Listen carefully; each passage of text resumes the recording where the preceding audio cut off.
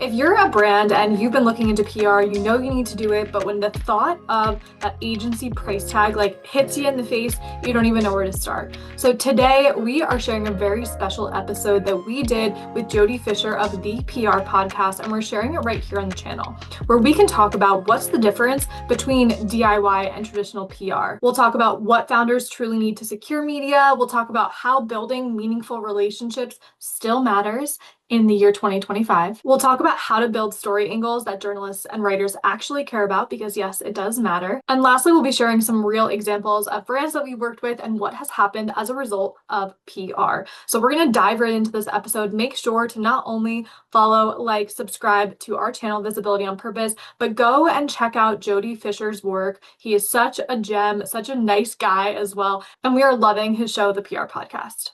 Now on with our show for today. We've got two guests with us.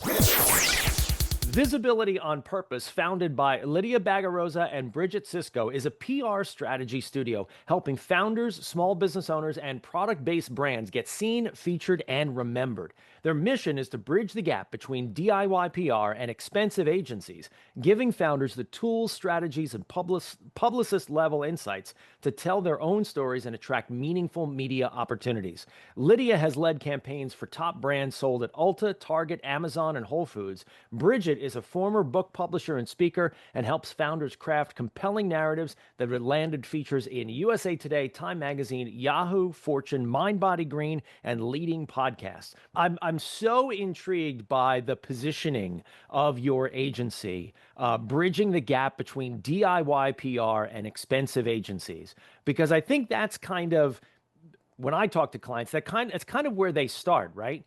Can we do this ourselves? No, we're going to mess it up. We want to hire an agency. No, they're too expensive. And they feel like they're lost. Tell us where you come in. Yeah, I think we found the exact thing for ourselves. And Lydia has been a publicist for a decade, so she's on the other side of it. And I've been the DIYer.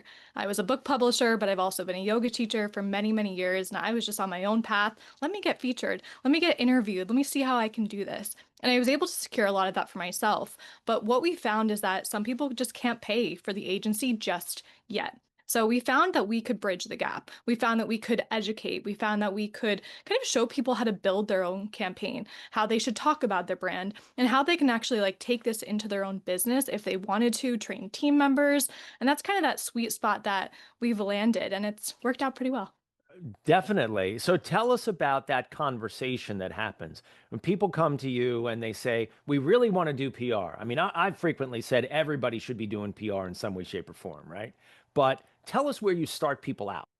Yeah, I think a lot of brands don't know PR exists until they get to a point where they need it. And then they're like, wait, is this marketing? Is this sales? Is this PR? Like, what is this?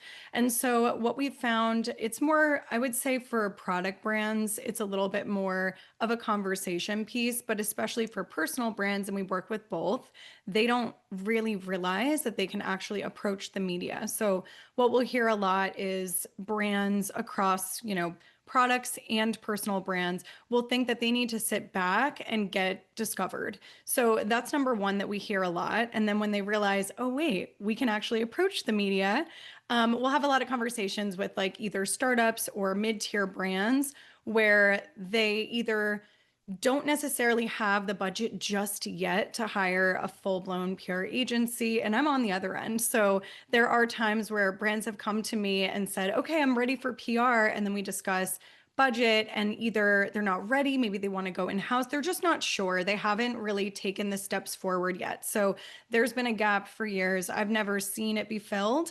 I was sick of turning people away or not giving them any sort of any sort of solution.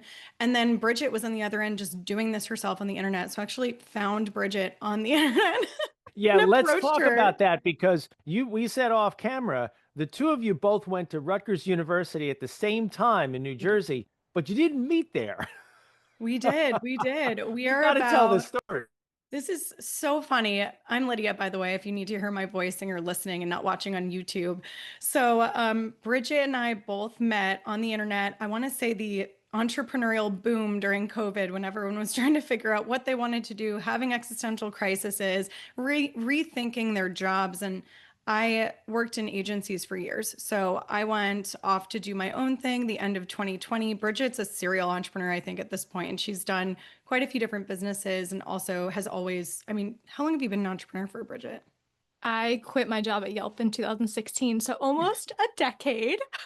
Amazing. Almost a decade. Okay. So, yeah, Bridget had a publishing company at the time, and I saw her on Facebook going live all the time. I want to say every single day for a while. I think you were doing an everyday stint, Bridget.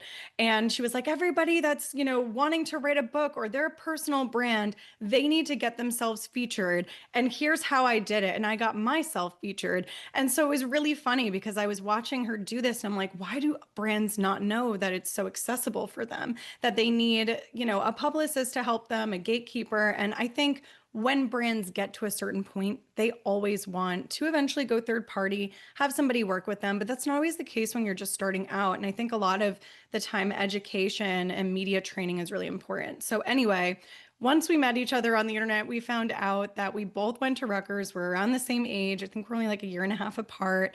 I actually have friends that were in her fraternity and that had done one of the internships that she was at, which is like this like prestigious internship for this like business fraternity.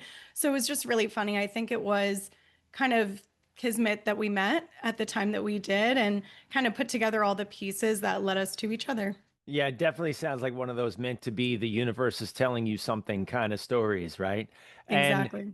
and so let's talk about, those agencies, I'm sorry, those clients that come to you and they say, well, we're ready. We think we're ready. We think we have the budget, whatever. They want to get going. What are some of the Mhm. building blocks that you look for to indicate that they're ready to go with some kind of a proactive strategy, however you're going to create that strategy?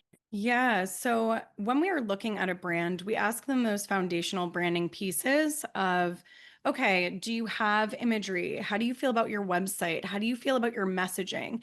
And we actually, I think the first thing we did was we started a course. So it was workshops that eventually turned into a DIY course, which now is the name of our entire company, Visibility on Purpose. And now the course is called Pitch Party.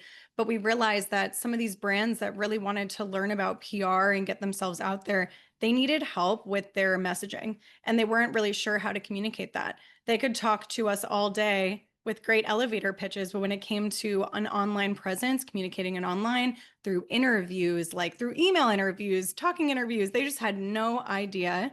And so I think this is where that publicist voice can come in and really help them with educating them in the media how it works and how they can best present themselves. So they're really set up for success when they do come and do a full blown PR campaign. And then other brands, if we think that they're more ready, we have like a done with you thing. So it's a more affordable option if they're looking for some training. A lot of what we do is consulting and training. There are also some companies that want to train their team members. And these are just options that I think a lot of businesses don't know are available to them. And we've seen a lot of businesses that aren't the cookie cutter. Maybe they don't want to hire a third party, or maybe they don't want to go to the mega agencies. And so, what are those like middle pieces that they can start implementing? So, those are the conversations that we have. But I would say branding really is number one. Is this how you want your company to be seen, heard, and recognized, and also remembered? I think for a lot of the companies that we work with, a lot of them are small businesses or emerging product brands where it might be like just them, or maybe they have a small team. And we all know that when it's our business, we're so in it, right? We tend to not be able to zoom out and say, yeah, what is my message? What do I want to be known for exactly? And we're just in it. So we find that just asking some of these questions, I'm sure Jody, you actually have very similar experience with your clients, just asking them questions. What do you want to be known for? How do you want to be presented? And just asking the things that would actually help them when they go to the media is first and foremost. And then we do have the big education piece because a lot of brands, especially smaller ones that we work with, literally have no idea how the media works. We are all about earned media, so we're really focusing on educating around that. People don't know the difference. So we find a big education piece with most of our brands and most of our clients to start out. Okay, wasn't that episode fun? Now that is not even just the half of it. So make sure to go over to Jody's channel at the PR Podcast and take a listen to the entire episode. He also just is doing some incredible work, especially in the local tri-state New York area. So feel free to reach out to Jody. He is definitely a gem, someone that we really enjoyed our conversation with, and someone who's just doing good in the PR world, helping others, helping other brands understand how they can do this for themselves, and of course, get the placements, the features, the visibility that the brands want and deserve. Thank you so much for being here. Make sure to like, comment, subscribe, and we will be back next week. Have a good one, everyone.